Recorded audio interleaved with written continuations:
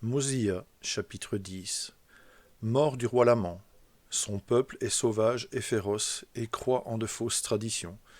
Zénith et son peuple l'emportent sur lui vers -187, -160 avant Jésus-Christ.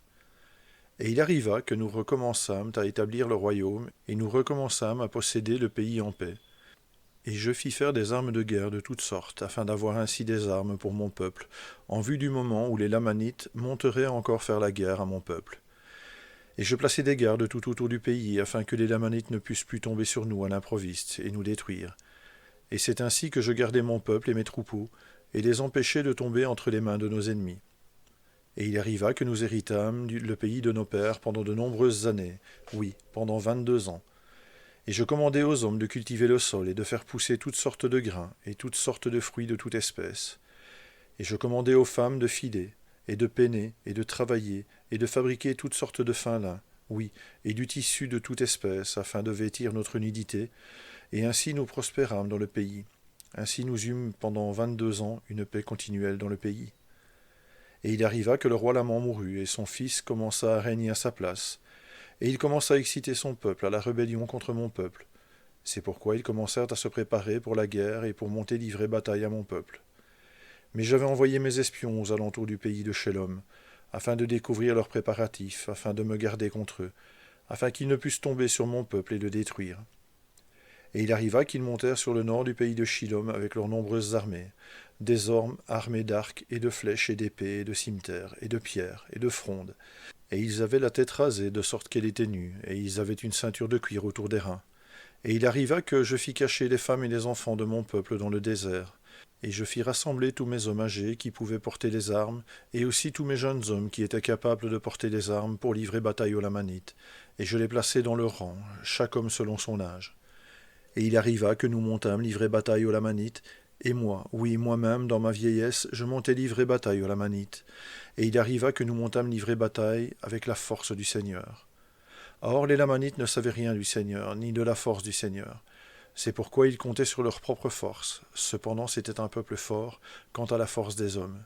Ils étaient un peuple sauvage et féroce et sanguinaire, croyant en la tradition de leur père, qui était celle-ci.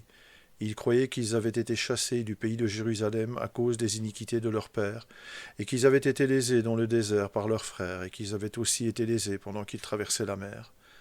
Et en outre qu'ils avaient été lésés pendant qu'ils étaient au pays de leur premier héritage, après avoir traversé la mer, et tout cela parce que Néphi était plus fidèle à garder les commandements du Seigneur.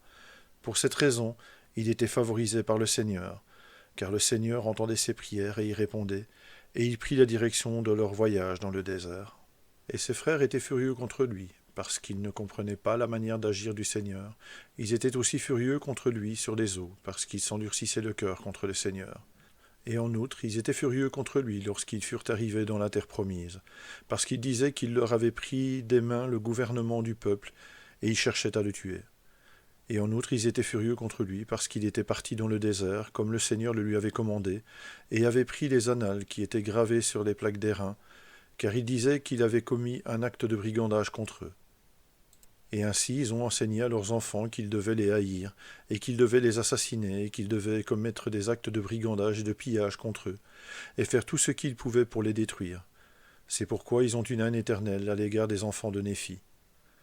C'est pour cette raison même que le roi Laman, par sa ruse et sa fourberie de menteur, et ses belles promesses, m'a trompé, de sorte que j'ai fait monter ce peuple qui était le mien dans ce pays, afin qu'il puisse le détruire. Oui, et nous avons souffert pendant ces nombreuses années dans le pays. Et alors moi, Zénith, après avoir dit toutes ces choses à mon peuple concernant les Lamanites, je le stimulai à livrer bataille avec sa puissance, plaçant sa confiance dans le Seigneur. C'est pourquoi nous les combattîmes face à face.